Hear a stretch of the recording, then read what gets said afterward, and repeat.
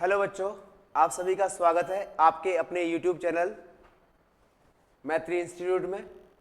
यहाँ पर हमने कल रस की कक्षा 1 यानी क्लास 1 की थी।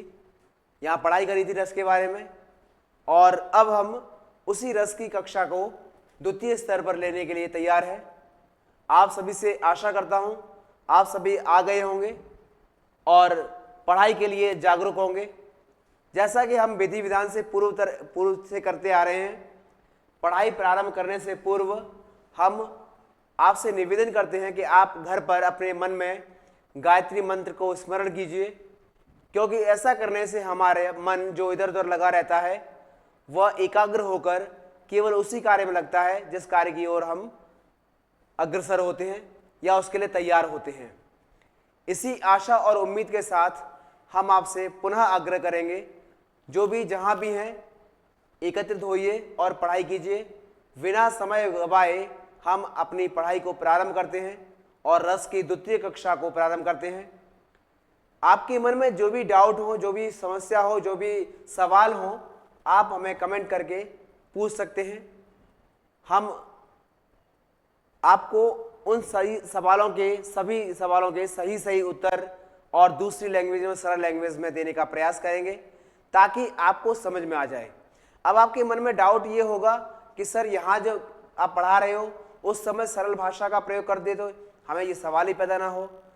ये इसलिए बच्चों, क्योंकि अगर आपके मन में कोई सवाल ही नहीं होगा तो हमें कैसे पता चलेगा कि आप पढ़ रहे हो या नहीं। इसीलिए हमने थोड़ी सी अलग भाषा का इस्तेमाल किया है ताकि आपके मन में कोई ना कोई सवाल उठ सके। आप जानते हो कि जब विद्यार्थी पढ़ाई प्रारंभ करता है तो उस समय बच्चों के मन में सवाल होना अनिवार्य है, क्योंकि सवाल होने से ये प्रूफ होता है कि वो बच्चा पढ़ रहा है। हमें ऐसा लगता है कि बच्चे के मन में कुछ ना कुछ जिज्ञासा है, वो जानने की इच्छा रखता है। ठीक है, और आपसे पढ़ाई की कक्षा को प्रारंभ करने से पूर्व एक निवेदन करना चाहेंगे। यदि आप पढ़ने में इंटरेस्टेड हैं, आप चाहते हैं कि हम अपनी परीक्षा को हर तरीके से संभव क्रैक कर सकें, उसको पूरी कर सकें, उसमें अच्छी परसेंटेज प्राप्त कर सकें, इसके लिए आपको बच्चों कुछ खास नहीं करना है। आपको हमारे मैत्री इंस्टीट्यूट से जुड़ना है। इसके लिए आप प्ले स्टोर पर जाइए, मैत्री इंस्टीट्यूट नामक ऐप को सर्च कीजिए, इंस्टॉल कीजिए। इंस्टॉल करने के पश्चात उसमें अपनी लॉगिन कीजिए आईडी, और लॉगिन करने के बाद आप हमसे जुड़ जाएंगे। और जो भी सिलेबस आपको लेना है उस सिलेबस को क्लिक कीजिए। उसके पश्चात आपके पास उसका जो आएगा लिंक आएगा, उसमें कितने पैसे जमा करने हैं, फीस जो जमा करनी है, वो करने के पश्चात आप हमसे सीधे जुड़ जाएंगे। वैसे भी मैंने भी इस कक्षा को या इस विषय के लिए कुछ ज़्यादा फीस नहीं रखी है। मैं चाहता हूं कि गरीब से गरीब बच्चा पढ़े, जिसके पास पढ़ने के लिए पैसे की कमी है वो बच्चा भी पढ़े, उसे पैसे के नाम से डरा धमका कर कोई भी समस्या ना आए। इसके लिए हमने अपने सिलेबस के लिए केवल 599 रुपये फीस रखी है पूरी साल की। ठीक है, यदि आप प्ले स्टोर से इंस्टॉल करने के पश्चात भी आप हमसे जुड़ने में असमर्थ हैं तो आप YouTube पर जाइए और हमारे मैत्री इंस्टीट्यूट के चैनल को सर्च कीजिए। वहां पर वीडियोस देखिए। किसी भी वीडियोस में आप कमेंट कीजिए कि आपको क्या समस्या आ रही है, हम आपकी समस्या को उसी समय समाधान करेंगे।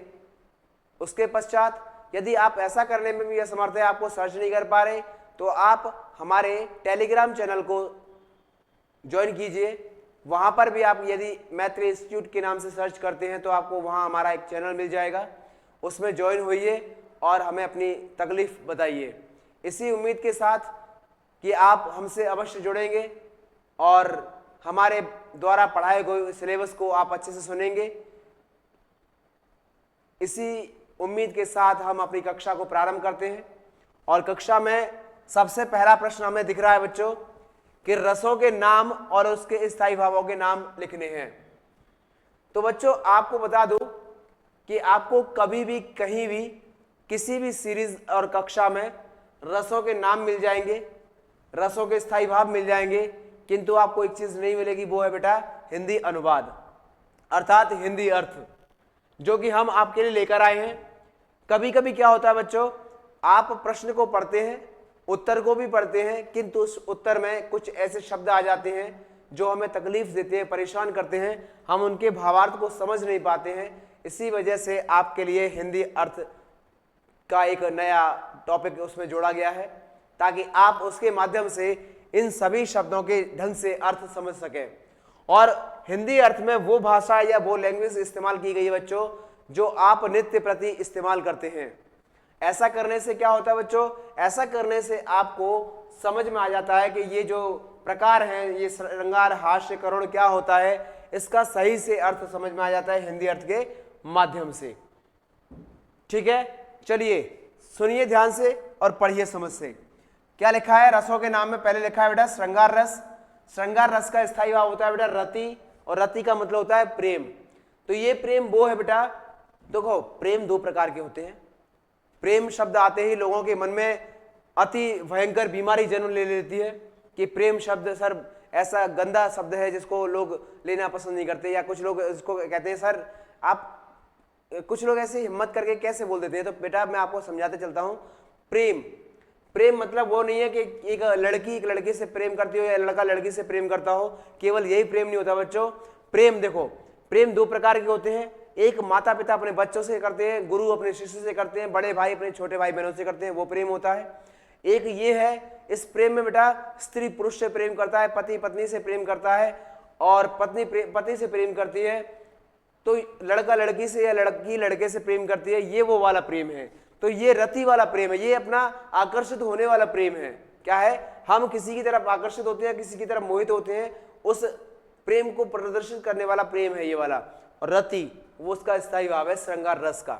ठीक है, आपको समझ में आ गया होगा, मैं समझ में आ गया होगा। इसी उम्मीद के साथ मैं आपसे आगे बढ़ता हूं। हास्य रस लिखा हुआ है। हास्य रस का स्थायी भाव बच्चों हास होता है, और हास का तात्पर्य होता है हंसी। मतलब आप किसी परिस्थिति को देखकर हंसने लग जाते हैं, आपके अंदर प्रसन्नता का भाव उत्पन्न होता है, उसी प्रसन्नता के भाव को हम हास्य रस, हास या हासी कहते हैं। उसके पश्चात बच्चों करुण रस लिखा हुआ है। करुण रस का मतलब होता है शोक। शोक को बोलते हैं अपन बेटा दुख। जब हम किसी परिस्थिति को देखकर, किसी व्यक्ति की दुखद घटना को सुनकर या सोचकर या देखकर हम अपने मन में दुख फील करते हैं, हमारे अंदर करुणता का भाव आ जाता है, शोक आ जाता है, दुख आ जाता है, उसी दुख को हम बेटा करुण रस के नाम से जानते हैं। रौद्र मतलब होता है बेटा गुस्सा, क्रोध इसका स्थायी भाव है, गुस्सा इसका हिंदी मीनिंग है। तो रौद्र मतलब क्या होता है, जब आप किसी से नाराज होते हैं, आपके मन में उसके प्रति दुश्मनी का भाव उत्पन्न होता है, आप उसको सबक सिखाना चाहते हैं, तब हमारे मन में इस रस का जन्म होता है, और ये रस का स्थायी भाव क्रोध होता है, और इसका तात्पर्य बेटा गुस्सा होता है, नाराजगी होती है। इसके पश्चात वीर रस लिखा हुआ है बेटा। वीर रस मतलब वीरता का भाव, और वीरता का स्थायी भाव होता है उत्साह, और उत्साह का हिंदी अर्थ होता है बेटा जोश। मान के चलिए आप कोई काम करने में असमर्थ हैं और अपने शरीर में उसके प्रति, काम के प्रति कमजोरी महसूस कर रहे हैं, किंतु उसी समय आपके मित्र आते हैं और आपको हौसला देते हैं, आपका उत्साह वर्धन करते हैं, और आपसे कहते हैं कि तुम ऐसे बातें क्यों कर रहे हो, ऐसे अनर्गल प्रलाप आपको शोभा नहीं देते, तुम्हें ये काम कर सकते हो, तुम्हें प्रयास तो करना चाहिए एक बार। यदि आपसे ऐसा कोई कहता है तो उसी समय से हमारे अंदर एक नई एनर्जी फील होती है, और हम उस काम को करने में जुट जाते हैं, और अंततः हम उसमें सफलता प्राप्त कर लेते हैं। तब हमारे अंदर क्या भाव आता है वो समझ लेते हैं। वो ये है कि जब आप काम को कर लेते हैं तो अब अपने अंदर प्रसन्नता का भाव आता है, प्रसन्नता। अब प्रसन्नता क्या होता है? प्रसन्नता बेटा मैंने आपको समझाया है हमारी काव्य की वीडियो में। हम काव्य की जो वीडियो बना चुके हैं, उस काव्य की वीडियो में आप जाइए और देखिए, उसमें काव्य के गुण दिए होंगे, और काव्य के गुण में बेटा काव्य के 3 गुण दिए होंगे। उन 3 गुणों में लास्ट में लिखा होगा प्रसाद गुण। उस प्रसाद गुण का अर्थ होता है प्रसन्नता का भाव। उसे देखिए, समझ जाओगे आप। उसके बाद बच्चों क्या लिखा है? भयानक रस लिखा हुआ है। भयानक रस का स्थायी भाव भय होता है, और भय का हिंदी मीनिंग बेटा डर होता है। आपके सामने अचानक से शेर आ जाता है, सांप आ जाता है, या आपके क्रोधित पिता आ जाते हैं, तो हमारे अंदर एक डर आ जाता है, और उस डर को बेटा हम भयानक रस का नाम देते हैं, और भयानक रस का स्थायी भाव भय होता है। समझ में आ गया होगा? आगे लिखा है बेटा बीभत्स, और बीभत्स का स्थायी भाव होता है जुगुप्सा। ना तो हमें बीभत्स समझ में आ रहा ना जुगुप्सा समझ में आ रहा है, इसी वजह से हमने आपके लिए लिखा है बेटा, इसका हिंदी अर्थ होता है घृणा, नफरत।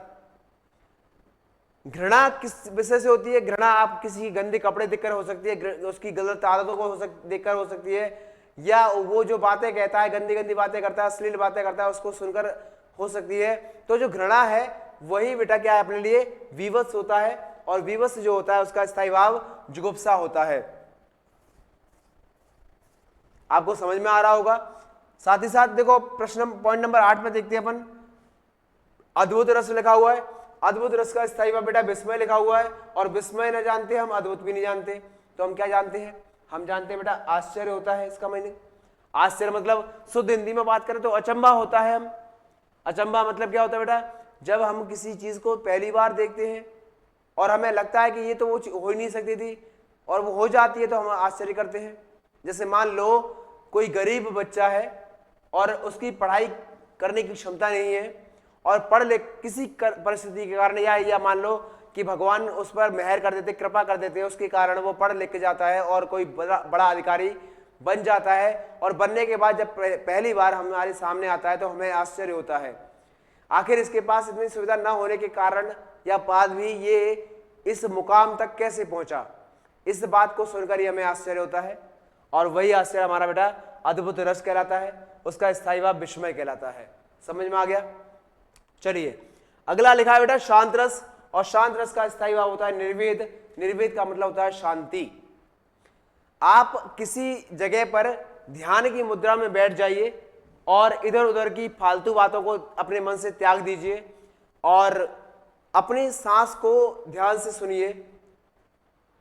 आप पाएंगे कि आपका मन बिल्कुल शांत हो चुका है, आपके चारों तरफ क्या हो रहा है आपको कुछ नहीं पता। इसके लिए हमारे गुरुजी बच्चों, हमें बचपन में हमारे गुरुजी सिखाते थे कि ध्यान को करने के लिए सबसे पहले क्या जरूरी है। तो वो हमें बताते थे कि बेटा आप सभी को सबसे पहले एकाग्रचित्त होकर बैठना है, और एकाग्रचित्त होने का मतलब ये नहीं है कि आंखें बंद कर लो, निद्रा की स्थिति में चले जाओ। वो निद्रा की स्थिति आंखें बंद करने के लिए कहते थे, किंतु हमसे साथ ही साथ एक लाइन बोलते रहते थे। वो लाइन मुझे आज भी याद है, और मैं उन गुरुजी का शुक्रगुजार हूँ, उनको धन्यवाद करता हूँ, हृदय से आभार व्यक्त करता हूँ कि उनकी ये बातें आज मैं आपको सिखाने लायक बन पाया हूँ, आपको बता पा रहा हूँ। वो कहते थे, आती जाती श्वास पर रखो निरंतर ध्यान, और अंतर्मुख हो बैठिए होई परम कल्याण। उनकी ये बात बहुत ही सार गर्वित है, क्योंकि वो कह रहे हैं कि आती जाती श्वास पर, मतलब हम कब सांस ले रहे हैं, किस नासिका से ले रहे हैं, इसका ध्यान हमें होना चाहिए, और जाती हुई सांस हम किस नासिका से छोड़ रहे हैं ये भी हमें पता होना चाहिए। जब हम ऐसा कर लेते हैं तो हम समझ जाते हैं कि हमारे आसपास क्या हो रहा है हमें कुछ नहीं पता। हम हम अर्जुन जैसे बन जाते हैं, क्योंकि उसे भी चिड़िया की आंख दिखती थी और कुछ नहीं दिखता था।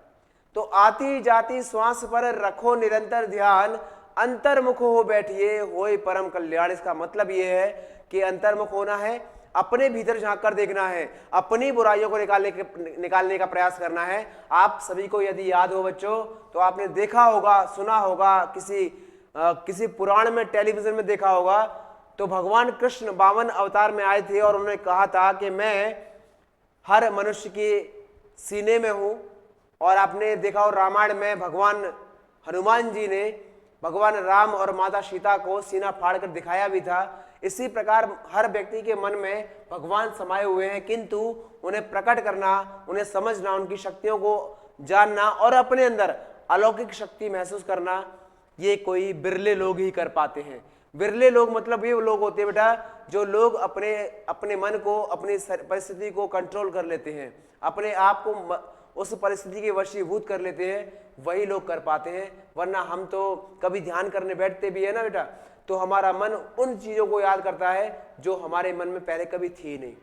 अर्थात मन हमें कहीं दूसरी ओर खींच कर ले जाने की प्रयास करता है, किंतु हमें नहीं करना है। हमें क्या करना है बेटा? शांत बैठना है, तभी हमें निर्वेद यानी कि हमें भगवान की स्थिति जैसी फीलिंग आएगी, और भगवान की स्थिति जैसी फीलिंग आएगी तब हम शांति का अनुभव करेंगे। और एक और बात बेटा, इसको याद रखिएगा, ये पॉइंट मैं इसलिए सर्कल कर रहा हूं क्योंकि आपसे पूछा जाता है, ओटी में, एमसीक्यू में पूछा जाता है कि शांत रस, सॉरी, नौवा रस कौन सा माना गया है, नौवा रस किस रस को माना गया है, तब हमें उसमें उत्तर बताना होगा बेटा। शांत रस को नौवा रस माना जाता है। क्या माना जाता है बेटा? शांत रस को नौवा रस माना जाता है।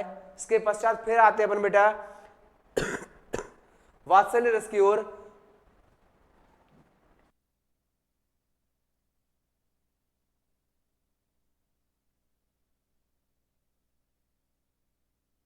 वात्सल्य रस की ओर आते हैं और पाते हैं बेटा कि वात्सल्य रस का स्थायी भाव है स्नेह, और स्नेह रस का जो अर्थ है, हिंदी अनुवाद है, वो है प्रेम।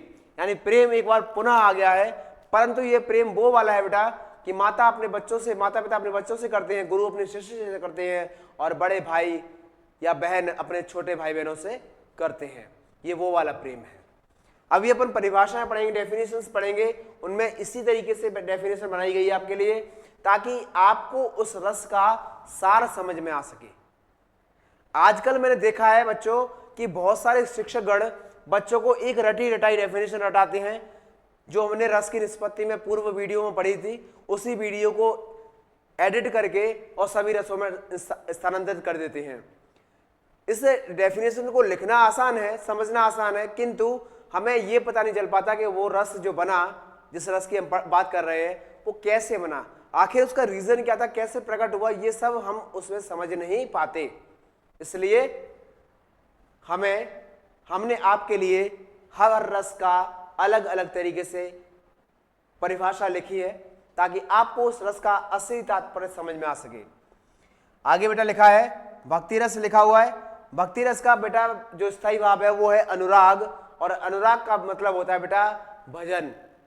जब हम भगवान की भक्ति में लीन होते हैं, भगवान की भक्ति में खो जाते हैं, और हमें इधर उधर कुछ दिखाई नहीं देता, केवल परमात्मा और ईश्वर ही दिखाई देते हैं, उस प्रेम को भी हम अनुराग कहते हैं। ये प्रेम, अनुराग जो लिखा है बेटा, अनुराग का हिंदी अर्थ एक प्रेम भी होता है, और ये प्रेम केवल भगवान से भक्त का होता है, भगवान का भक्त से होता है। ये वो वाला प्रेम है। प्रेम कई प्रकार के होते हैं। अब हम आगे बढ़ते हैं और आगे प्रश्न नंबर 2 में देखते हैं बेटा, श्रृंगार रस की परिभाषा लिखिए, और साथ ही साथ ये भी बताना है कि श्रृंगार रस के कितने भेद होते हैं या कितने प्रकार होते हैं। चलिए सबसे पहले श्रृंगार रस की परिभाषा पढ़ लेते हैं बेटा। श्रृंगार रस में क्या होता है, देखो, जहां पर नायक नायिका यानी एक्टर और एक्ट्रेस, प्रेमी प्रेमिका, स्त्री पुरुष, पति पत्नी के प्रेम का वर्णन होता है, वहां श्रृंगार रस होता है। क्या होता है बच्चों? जहां नायक नायिका, प्रेमी प्रेमिका, स्त्री पुरुष, पति पत्नी के प्रेम का वर्णन होता है, वहां श्रृंगार रस होता है।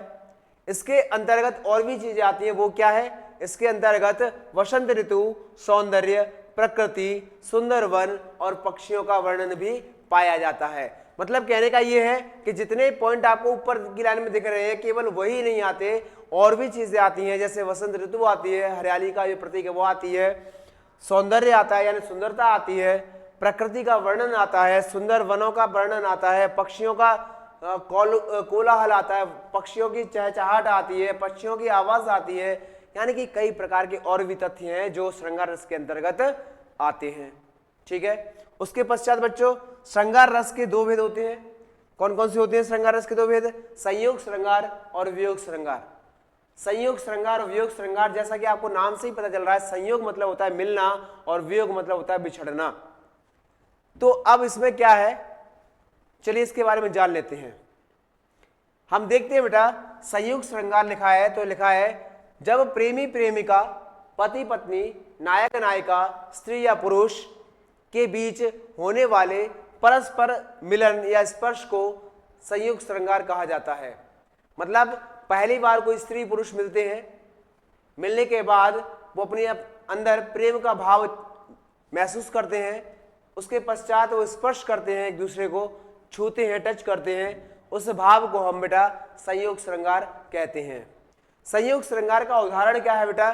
संयोग श्रृंगार का उदाहरण है राम को रूप निहारत जानकी, कंगन के नग की परछाई, याते सबे सुध भूल गई, कर टेक रही पर टारत नाही। ये इसका उदाहरण है। इसमें मिलने का भी वर्णन है और स्पर्श होने का भी वर्णन है, लेकिन यहाँ पर जो एग्जाम्पल आपको दिया गया है इसमें केवल मिलने और एक दूसरे को देखने का, निहारने का ही वर्णन है। इसमें कहीं भी ये नहीं लिखा कि इसमें जो एग्जाम्पल है उसमें जो नायक नायिका हैं वो एक दूसरे को टच करते, स्पर्श करते, कुछ कहीं नहीं लिखा।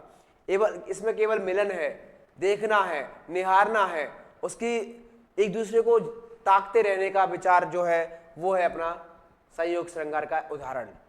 लिखा क्या है बेटा, राम को रूप निर्जन की, यानी कि जब पहली बार राम भगवान मिथिला की नगरी में प्रवेश करते हैं, वहां के बगीचे में जाते हैं और फूल यानी पुष्प अपने गुरुजी की पूजा के लिए चुनकर लाते हैं, उसी समय उनकी भेंट, उनकी मुलाकात माता सीता से हो जाती है।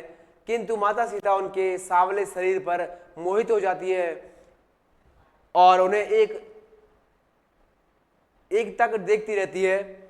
और उसके बाद क्या होता है, कंगन के नग की परछाई, यानी कि वो उन्हें अपने कंगन, जो हाथों में कंगन पहना होता है, उसकी नग जो है उसकी परछाई से उनकी तुलना करती हैं। ऐसा उनको फील होता है कि जैसे भगवान राम की छवि उनके नग की बराबर कीमती है, महत्वपूर्ण है।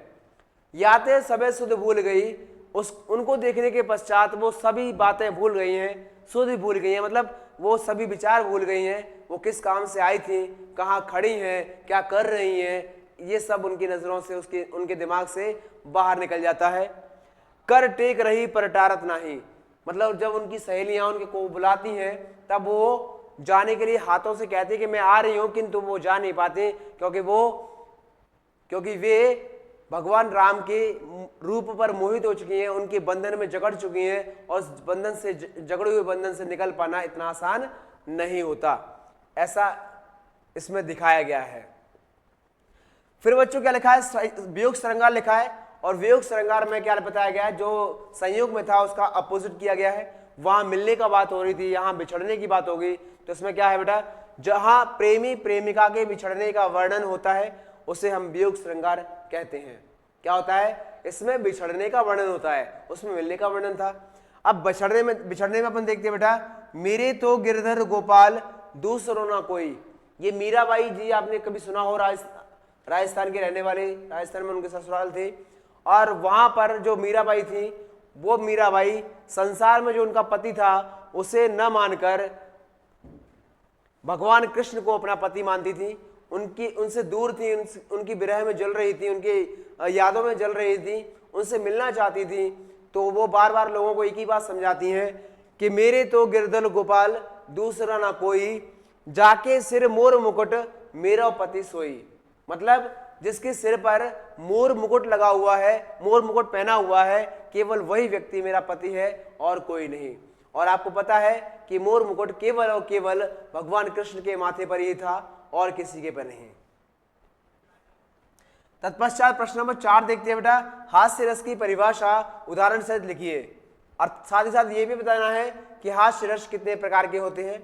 ऐसे प्रश्न जो मैं लिख रहा हूं इस समय, हास्य रस कितने प्रकार के होते हैं, ये आपको नहीं मिलेंगे किसी भी सीरीज में।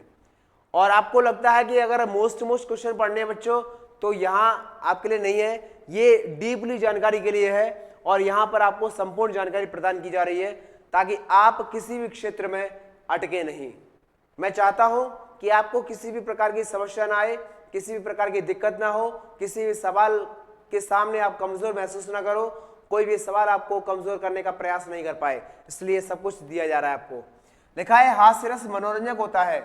हास्य रस क्या होता है बेटा, मनोरंजक होता है, किसी भी मनोरंजन को देखकर हम हंसते हैं। वेशभूषा, बाड़ी आदि की विकृति को देखकर मन में जो प्रसन्नता का भाव उत्पन्न होता है उसे ही हम हास्य रस कहते हैं। यानी किसी की पहनावे को देखकर, किसी के बोलने के तरीके को, कुछ लोग तुतलाते ना, तो तुतलाने से जब वो बोलते हैं तो हमें हंसी आ जाती है और हम उन पर हास्य व्यंग्य करते हैं, और हम कभी कभी हास्य में यानी हंसते हुए कुछ भी उन्हें उलाने मार देते हैं। साथ ही साथ बच्चों उसमें क्या है, वो कह रहा है कि वेशभूषा यानी पहनावा, किसी के पहनावे को देखकर हम भी उस पर हंस पड़ते हैं, ठीक है, इसे ही हास्यरस कहते हैं बेटा। और हास्यरस में ये बात जो लिखी है आपके सामने, ये हंसी नहीं तो हंसने लायक नहीं तो क्या है, कह रहा है मैं इतना महावीर हूं कि पापड़ को तोड़ सकता हूं। अब बताओ, महावीर मतलब महान शक्तियों वाला, महान ताकतवर वाला इंसान कहलाता है, और क्या कह रहा है लास्ट में, पापड़ को तोड़ सकता हूं। अरे पापड़ को तो कोई भी तोड़ सकता है यार, फिर भी उसने बड़ा चढ़ा कर बोला है अगर गुस्सा आ जाए तो कागज को मोड़ सकता हूं। मतलब पापड़ और कागज को उसने बड़ी विशालता का नाम दिया है। अरे बच्चों, इसको तो कोई भी आसानी से कर सकता है। या एक और एग्जाम्पल है इसके, तो मेरे पास और एग्जाम्पल ये है, बंदर ने कहा बंदरिया से चलो नहाने गंगा। अब बंदर कभी बोलता है? नहीं बोलता ना, हास्य की बात है, हंसने की बात है। बंदर ने कहा बंदरिया से चलो नहाने गंगा, और बच्चों को यहीं छोड़ दो, होने दो हड़दंगा। चलो ये भी सही मान लिया। एक और सुनते हैं, फादर ने सिलवा दिए 3 कोट 6 पैंट। फादर ने सिलवा दिए 3 कोट 6 पैंट और बेटा मेरा बन गया कॉलेज स्टूडेंट। आप क्या समझते हो कि कभी हम यूनिफॉर्म डलवाने जाते हैं तो क्या अपन ऐसा करते हैं कि 3 कोट 6 पैंट सिलवा दें? अरे भाई, पैंट जितनी जल्दी गंदा होगा उतनी जल्दी कोट भी तो गंदा होगा। हमें 6 पैंट और 6 कोट की आवश्यकता होगी। किंतु हमने क्या पढ़ा? अभी हमने पढ़ा कि फादर ने सिलवा दिए 3 कोट 6 पैंट और बेटा मेरा बन गया कॉलेज स्टूडेंट। ये भी हास्य व्यंग्य है, हास्य उलाहना है। इसी हास्य उलाहना को सुनकर हमारे हृदय में हंसी का भाव उत्पन्न होता है। बेटा, हास्य रस जो है वो 2 प्रकार के होते हैं। एक तो होता है आत्मस्थ और एक होता है परस्थ। अब इसको समझ लेते हैं, आत्मस्थ और परस्थ में क्या अंतर है। आत्मस्थ मतलब अपन स्वयं के द्वारा हंसते हैं, अपन मन ही मन में कोई स्टोरी बनाते हैं और उस स्टोरी को बोल बोल कर रिपीट करते हैं और हम खुद ही हंसने लग जाते हैं। कभी कभी बच्चों, हम किसी मोबाइल में देखकर फनी वीडियो देखते हैं और फनी वीडियो देखने के पश्चात हमारे मन में हंसी आ जाती है और मोबाइल बंद करने के बाद भी कुछ समय तक हम हंसते रहते हैं। उसको हम आत्मस्थ कहते हैं। और जब दूसरों के द्वारा हमें हंसी आती है तो हम उसे बेटा परस्थ कह देते हैं। फिर लिखा है बेटा, करुण रस की परिभाषा उदाहरण से लिखिए। करुण रस जानते हो ना बेटा, शोक होता है, शोक मतलब दुख होता है। अब देखो क्या है, जब किसी प्रिय व्यक्ति अथवा मनचाही वस्तु के नष्ट होने पर या उसका कोई अनिष्ट होने पर हृदय में जो शोक उत्पन्न होता है उसे हम क्या कहते हैं? करुण रस कहते हैं। कहने का तात्पर्य यह है कि यदि हमारा कोई प्रिय व्यक्ति हमसे बिछड़ जाता है, हमारी मन चाहिए वस्तु जिसको हम बहुत ज्यादा पसंद करते थे वो वस्तु टूट जाती है या उसका कोई अनिष्ट हो जाता है, यानी उसका कोई नुकसान हो जाता है, तब हमारे मन में जो भाव उत्पन्न होता है उसे हम करुण रस कहते हैं। बच्चों, करुण रस में लिखा है, ये जो एग्जाम्पल है, जो उदाहरण है, वो उस समय का है जब पहली बार सुदामा जी अपने मित्र यानी भगवान कृष्ण से मिलने जाते हैं। उस समय पर उनकी परिस्थिति होती है गरीबों जैसी, और वो फटे पुराने कपड़े पहनकर पैरों में कांटे लगे हुए उस नगर में पहुंचते हैं। तो लोग पहले उनका मजाक उड़ाते हैं। मजाक उड़ाते हैं तो लोगों के मजाक को सुनकर सुदामा जी बहुत दुखी हो जाते हैं। एक तो वो भी भाव है। दूसरा, जब पहली बार मिलते हैं और भगवान कृष्ण इनका स्वागत सत्कार करके इनके पैरों को धोते हैं तो पैरों में लगे हुए कील और चुभे हुए कांटे और जो पत्थर होते, कंकड़ पत्थर होते हैं, उनको देखकर उनके मन में क्या फीलिंग आती है, वो फीलिंग लिखा है कि देख सुदामा की दीन दशा, देख सुदामा की दीन दशा, करुणा करके करुणा निधि रोए, और पानी परात को हाथ छुओ नहीं, नैनन के जल सो पग धोए। मतलब भगवान कृष्ण ने जैसे ही उनके पैरों को देखा और पाया कि उनके पैरों में कांटे चुभे हुए हैं, कांटों के कारण उनका पैर लहूलुहान हो गया है, खून से लथपथ है, और उस परिस्थिति को देखकर उनकी आंखों से आंसू बहने लगते हैं और आंसू इतने बहते हैं कि उनको किसी बर्तन में रखे हुए, पात्र में रखे हुए पानी की आवश्यकता नहीं पड़ती, बल्कि वो अपने आंसुओं से ही उनके पैर धो देते हैं और साफ कर देते हैं। आगे देखते हैं बेटा, वीर रस की परिभाषा उदाहरण से लिखिए और साथ ही साथ वीर रस के प्रकार भी बताइए। तो देखो बच्चों, सबसे पहले लिखा है, जब किसी रचना या वाक्य आदि से वीरता जैसे भाव उत्पन्न होते हैं या उसे क्या कहते हैं अपन? वीर रस कहते हैं। क्या लिखा है?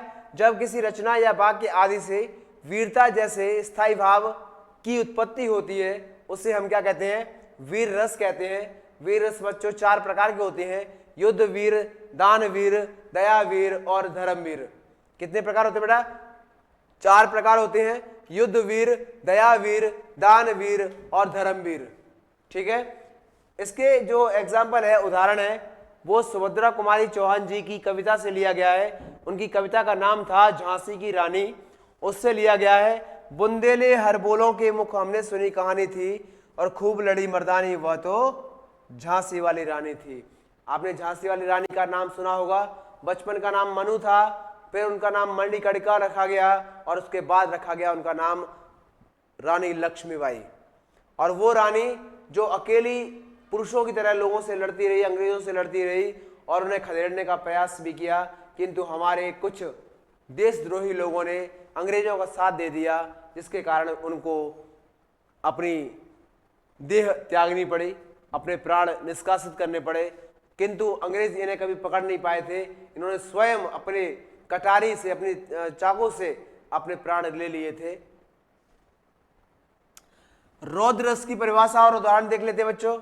रौद्र रस क्या लिखा है? जब किसी एक पक्ष या व्यक्ति द्वारा दूसरे पक्ष या दूसरे व्यक्ति का अपमान करने अथवा अपने गुरुजन, परिवार आदि की निंदा करने से जो क्रोध उत्पन्न होता है उसे रौद्र रस कहते हैं। आप समझ सकते हो कि जब आपके सामने कोई आपके माता पिता के बारे में बोलता है तब आपको गुस्सा आती है। जब आपका कोई प्रिय गुरु होता है उसके प्रति भी कोई गलत शब्द निकालता है तब भी हमें गुस्सा आती है। और जब एक पक्ष दूसरे पक्ष को कुछ बुरा भला कहता है तब भी दूसरे पक्ष को गुस्सा आती है। तो वो गुस्सा बेटा क्या कहलाती है? रौद्र रस कहलाती है। और उस रौद्र रस में से एक एग्जाम्पल लिया गया है बेटा। ये एग्जाम्पल, ये उदाहरण है वो महाभारत के समय से लिया गया है। महाभारत समय में पहली बार जब अर्जुन युद्ध लड़ने के लिए दूर चले जाते हैं और युद्ध से लौट कर आते हैं तो भगवान कृष्ण अर्जुन यानी पार्थ को कहते हैं कि तुम्हारा सुपुत्र मारा जा चुका है और उसको मारने के लिए 6 महारथियों ने धोखे से उसका वध किया है और उसके वध का प्रमुख कारण जयद्रथ था। तो ऐसा सुनने के पश्चात अर्जुन को बहुत ज्यादा क्रोध आता है, गुस्सा आता है और गुस्से के कारण वो प्रतिज्ञा करता है। और क्या करता है? देखो, श्री कृष्ण के सुन वचन अर्जुन क्रोध से जलने लगे। जैसे ही श्री कृष्ण ने कहा उनसे तो अर्जुन को क्या हुआ? क्रोध से जलने लगे। श्री कृष्ण के सुन वचन अर्जुन क्रोध से जलने लगे, सब शोक अपना भूल कर करतल युगल मलने लगे, यानी अपने हथेलियों को रगड़ने लगे कि जिसकी वजह से मेरे पुत्र का देहांत हुआ है, स्वर्गवास हुआ है, वीर गति को प्राप्त हुआ है, उस व्यक्ति को मैं जिंदा नहीं छोड़ूंगा। अगला रस है जो इसका नाम है अद्भुत रस। अद्भुत रस की परिभाषा लिखनी है और उदाहरण लिखना है। तो देखिए बेटा, जब व्यक्ति के मन में विचित्र या आश्चर्यजनक वस्तुओं को देखकर जो विस्मय यानी आश्चर्य, अचंभा उत्पन्न होता है उसे बेटा हम कहते हैं अद्भुत रस। यानी किसी भी विशेष परिस्थिति को देखकर या विचित्र प्राणी को देखकर हमारे मन में जो अचंभा होता है उस अचंभे को हम क्या कहते हैं बेटा? अद्भुत रस कहते हैं। एग्जाम्पल देख सकते हो आप। देख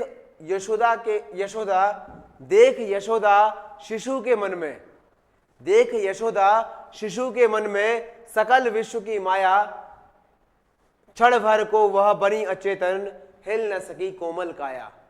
कहने का तात्पर्य यह है कि जब पहली बार जो गोपियां थी वो भगवान कृष्ण की शिकायत करते हुए माता से कहती हैं, यशोदा माता से कहती हैं कि आपके लाल ने, हमारे कान्हा ने मिट्टी खाई है।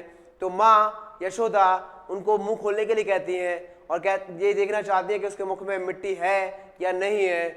लेकिन उल्टा होता है, जैसे ही भगवान कृष्ण अपना मुख खोलते हैं उनको उस मुख के अंदर मिट्टी तो कोई नजर नहीं आती, किंतु पूरा ब्रह्मांड नजर आ जाता है। और ब्रह्मांड को मुंह के अंदर देखने के पश्चात यशोदा जी बेहोश हो जाती हैं और उनकी जो काया है, शरीर है, जो कोमल त्वचा है, वो हिल नहीं पाती। इसी को यहाँ पर उदाहरण के माध्यम से समझाने का प्रयास किया गया है। इसमें एक और एग्जाम्पल आता है बेटा। एक अचंबा हमने देखा, पानी में लग गई आग।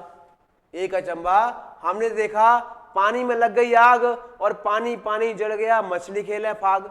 बताइए, पहली बात तो पानी में आग कैसे लगी, और अगर मान लीजिए आग लगी भी गई तो मछलियां बच कैसे गई? तो ये अचंबे की बात है। दूसरा एक और है। एक अचंबा देखा रे भाई, ठाड़ो सिंह चरावे गाई, पहले पूत पीछे भई माई, और चेल आगे गुरु लागे पाई। ये बहुत फेमस वाला एग्जाम्पल है, बहुत पुराना है, किंतु आजकल के जो बच्चे हैं उनको पढ़ने में डिफिकल्ट लगता है, इसीलिए हमने ऐसे एग्जाम्पल लिखे हैं। आगे अपन देखते हैं बेटा, लिखा है भयानक रस की परिभाषा उदाहरण सहित लिखिए तथा साथ ही साथ इसके प्रकार भी बताइए। लिखा है, जब किसी भयानक या बुरे व्यक्ति या वस्तु को देखने या उसकी बात करने से मन में जो भय उत्पन्न होता है उसे हम भयानक रस कहते हैं। क्या कहते हैं बच्चों? जब किसी भयानक या बुरे व्यक्ति या वस्तु को देखने या उसकी बात करने से मन में जो भय उत्पन्न होता है उसे हम भयानक रस कहते हैं। भयानक रस जब उत्पन्न होता है तब क्या क्या परिस्थितियां होती हैं, क्या क्या भाव आते हैं, क्या क्या अनुभूतियां होती हैं, वो भी पढ़ लेते हैं। इसमें कांपना, पसीना छूटना, मुख सूखना आदि के भाव उत्पन्न होते हैं। रस के दो भाग, दो प्रकार या दो भेद होते हैं। एक होता है स्वरिष्ठ और एक होता है परनिष्ठ। स्वरिष्ठ मतलब रात्रि के समय आप अकेले कहीं जा रहे हो और कहीं भी कुछ भी नहीं है फिर भी हम डर जाते हैं तो उसे क्या कहते हैं? स्वरिष्ठ कहते हैं। और दूसरों के द्वारा डराए जाते हैं उसे परनिष्ठ कहते हैं। क्या लिखा है बेटा इसका एग्जाम्पल? उदाहरण लिखा हुआ है, एक ओर अजगर लखी एक ओर मृगराय। यानी कोई व्यक्ति रास्ते में सड़क पे जा रहा था, उसे एक साइड में अजगर दिखता है, दूसरी साइड में शेर दिखता है, तो उसकी क्या हालत होती है, क्या परिस्थिति होती है वो देख लेते हैं। विकल वटोही बीच में पर्यो मूर्छा खाए। मतलब जो रास्ता में चल के जा रहा था, राहगीर था, वो व्यक्ति क्या करता है? मूर्छा खाकर गिर जाता है, मूर्छित हो जाता है, बेहोश हो जाता है। तो ऐसी परिस्थिति हमें भयानक रस को दर्शाती है। इसके पश्चात बच्चों अगला जो प्रश्न है वो क्या है, समझ लेते हैं। अगला प्रश्न है, बीभत्स रस की परिभाषा उदाहरण सहित लिखिए। क्या लिखना है बेटा? बीभत्स रस की परिभाषा उदाहरण सहित लिखनी है। तो इसमें क्या लिखा है? घृणित वस्तुओं, चीजों या व्यक्तियों को देखकर उनके संबंध में विचार करके या उनके संबंध में सुनकर मन में पैदा होने वाली घृणा बीभत्स रस कहलाती है। समझ में आ रहा होगा? एक बार रिपीट और करते हैं। घृणित वस्तुओं यानी घृणा करने योग्य वस्तुओं, घृणित वस्तुओं, चीजों या व्यक्ति को देखकर या उनके संबंध में विचार करके या उनके बारे में सुनकर हमारे मन में जो घृणा का भाव उत्पन्न होता है उसे हम बीभत्स रस कहते हैं। ठीक है। इसके पश्चात बेटा लिखा क्या है? सिर पर बैठो काग आंख दो खात निकारत, खींचत जीव स्यार अति आनंद और धारत। इसका मतलब है सिर पर बैठा हुआ कौआ दोनों आंखों को से हमें घूर घूर कर देखता है, हमारे हाथ में जो वस्तु होती है उसको भी देखता है, और खींचत जीव स्यार यानी अपनी जीभ को बार बार इस तरीके से निकालता है जैसे उसको लग रहा हो जैसे वो श्यार हो, कोई लोमड़ी हो। अति आनंद और धारत, और उसका हृदय बहुत ज्यादा प्रफुल्लित होता है, प्रसन्न होता है, और वो मन ही मन में जीभ निकालते हुए सोचता है कि ये जो इसके हाथ में जो वस्तु है वो मुझे मिल जाए। लेकिन उसके जीभ निकालने से लार टपकती है और लार टपकने से वहां की परिस्थिति बिगड़ती है। उसी परिस्थिति के कारण हमें क्या होती है? घृणा आती है, नफरत होती है। उसी घृणा या नफरत को हम बीभत्स रस कहते हैं। तत्पश्चात लिखा है बेटा शांत रस की परिभाषा उदाहरण से लिखिए। तो शांत रस का मतलब क्या होता है? शांत रस का मतलब होता है शांति। यह लिखा है जहां न दुख होता है न द्वेष होता है, न दुख होता है न गुस्सा होती है न क्रोध होता है, मन संसार के कार्यों से मुक्त होकर वैराग्य प्राप्त कर लेता है। मन संसार के कार्यों से मुक्त होकर वैराग्य प्राप्त कर लेता है, उसे हम शांत रस कहते हैं। शांत रस की एग्जाम्पल है बेटा राम नाम की लूट है, लूट सके तो लूट, अंत काल पछताएगा जब प्राण जाएंगे छूट। राम नाम की लूट है, लूट सके तो लूट, और अंत काल पछताएगा जब प्राण जाएंगे छूट। मेरे पास इसका एक और एग्जाम्पल है, राम नाम मणिदीप धरूं और जेह देहरी द्वार, और तुलसी भीतर बाहिरो जो चाह तो यार। ये मतलब तुलसीदास के मन में आ रहा है विचार कि राम नाम की जो मणि है उसको कहाँ रखूं मैं? अंदर रखूं हृदय में या बाहर रखूं किताबों में? क्योंकि वो चाहता है उजाला, अपने हृदय को भगवान के प्रति लगाना चाहता है, और साथ ही साथ वो चाहते हैं कि हमारे मन में उजाला बना रहे, हमारा मन किसी घृणित चीज की तरफ ना आकर्षित हो। अगला बेटा लिखा है वात्सल्य रस की परिभाषा। तो वात्सल्य रस देख लेते हैं। वात्सल्य रस का उदाहरण क्या होता है? वात्सल्य रस मतलब होता है माता का पुत्र से प्रेम, बड़ों का बच्चों से प्रेम, गुरुओं का शिष्य से प्रेम, भाई का छोटे भाई से प्रेम आदि भाव को ही हम वात्सल्य रस कहते हैं। जब आप इस तरह की डेफिनेशन याद करते हो तो आपको ऐसा फील होता है कि भाई वास्तव में रस का जो रस है उसका वास्तविक तथ्य समझ में आ गया है, और आप वो जो रटी हुई हमेशा की डेफिनेशन याद करते हो तो उसमें कोई भाव प्रकट नहीं होता। यदि आपसे ही पूछ लिया जाए कि बच्चों ये जो आपने अभी डेफिनेशन या परिभाषा बोली है कृपया आप उसका भावार्थ हमें समझा दीजिए, तो आप समझाने में समर्थ रहेंगे। फिर क्या लिखा है, मैया मोरी मैंने नहीं माखन खायो, भोर भये गैयन के पाछे मधुवन मोय पठायो। अर्थात वो कहता है कि माता मैंने माखन नहीं खाया, बल्कि आप ये सोचिए कि मैं माखन खा कैसे सकता हूं। जैसे ही सुबह होती है आप मुझे गायों के पीछे जंगल भेज देती हो, आखिर मैं ये जंगल से लौटकर कब आया, कब मैंने मक्खन खाया। और जो गोपियां उनकी माता से शिकायत करने आती हैं उनकी शिकायत को भी झूठा साबित कर देते हैं, ऐसा ही इसमें लिखा है। और आखिरी जो प्रश्न आ रहा है उस प्रश्न का नाम है बेटा भक्ति रस की परिभाषा, उदाहरण से लिखिए। भक्ति रस में देखो बेटा, इस रस में ईश्वर की अनुरक्ति और अनुराग का वर्णन होता है, यानी कह सकते हैं अपन इस रस में ईश्वर की भक्ति का वर्णन होता है कि कौन सा व्यक्ति किस भक्ति में खोया हुआ है, किस भगवान को याद कर रहा है, सुमिर रहा है, सुमरण कर रहा है, स्मरण कर रहा है, या उसकी किस विचारधारा से प्रभावित है, और वो सब इस भक्ति रस में आता है। इस रस में ईश्वर के प्रति प्रेम का भी वर्णन किया जाता है। जैसे देखो लिखा है, असवन जल सिंची सिंची प्रेम बेल बोई, असवन जल सिंची सिंची प्रेम बेल बोई, मीरा की लगन लागी होनी हो सो होई। मतलब आंसुओं से सींच सींच कर, आंसुओं से पानी दे देकर सिंचित करके उन्होंने एक प्रेम की बेल बोई थी। और मीराबाई सोच रही थी कि मीराबाई ने भगवान से भक्ति कर ली है, भगवान से प्रेम कर लिया है, भगवान को अपना बना लिया है, और इसी प्रेम से वो सोच रही है कि यदि दुनिया में अगर भगवान है, सत्य में भगवान है, तो जो भी होगा सो देखा जाएगा, किंतु मैं भगवान से प्रेम करना बंद नहीं करूंगी। यदि मुझे मौत मिलेगी तो मुझे मौत स्वीकार है। तो आपको पता हो, अगर आपने सुना हो, तो मीराबाई को एक बार जहर दिया गया था, किंतु जहर सामान्य वस्तु में परिवर्तित हो गया और वो मरी भी नहीं। और आखिर में आपने देखा थैंक यू लिखा हुआ है कि इसका तात्पर्य है हमारी कक्षा यहीं समाप्त होती है, और हम इसी उम्मीद के साथ अगली कक्षा में अगले विषय के साथ आपके साथ फिर मिलेंगे। तब तक के लिए धन्यवाद और शुक्रिया। अंत में आपसे यही कहूंगा कि आप हमारे मैत्री इंस्टीट्यूट से जुड़िए और आप अपने सफलता के मार्ग को प्रशस्त कीजिए और उसकी जो ऊंचाइयां हैं उसको प्राप्त कीजिए। धन्यवाद, शुक्रिया, थैंक यू।